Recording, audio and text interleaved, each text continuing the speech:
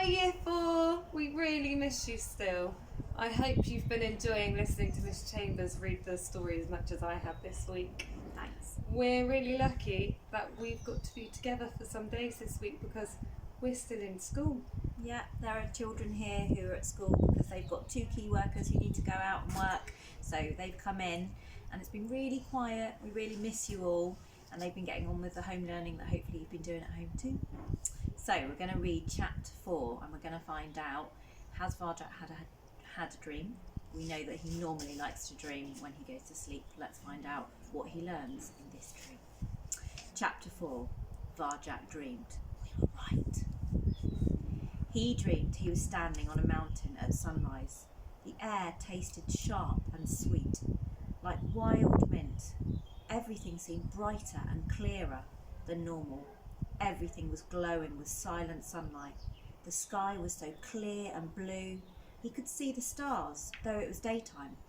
An old cat stood beside him. He wasn't big, but something about him looked dangerous. His fur was silver blue, and his eyes were amber like Varjak's.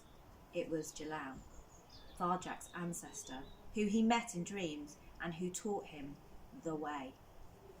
"Where are we, Jalal?" said Varjak.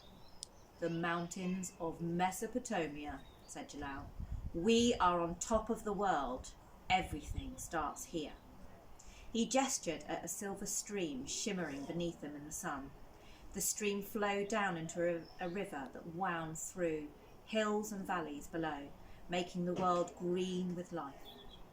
On the banks of the river, far away, sparkled a city.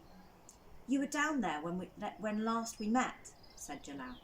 "Down on the ground with everyone else, but now see where you are." Varjak looked around. They were completely alone on top of the mountain. The blueness of the sky was dazzling. The silence pressed in on his ears, and the wild mint air was making him lightheaded. They were too high, higher than the sun. "What am I doing here, Jalal?" he said. "I know the 7 skills. I know everything you've taught me. And here I am, on the highest mountain." The highest mountain? Interrupted Jalal, eyes sparkling with amusement. "Well, perhaps you are here because you have more to learn. When first you came to Mesopotamia, you were but a helpless kitten. I didn't know anything back then.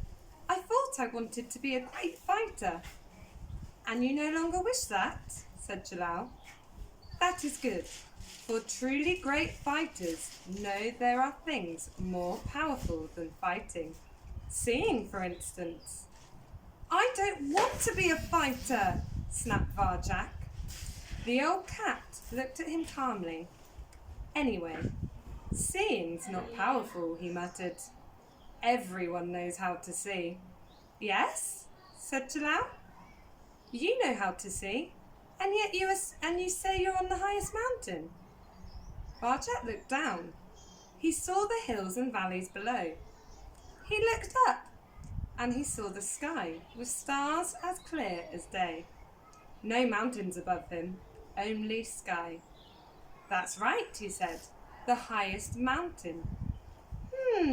Said Jalal. "You have much to learn indeed.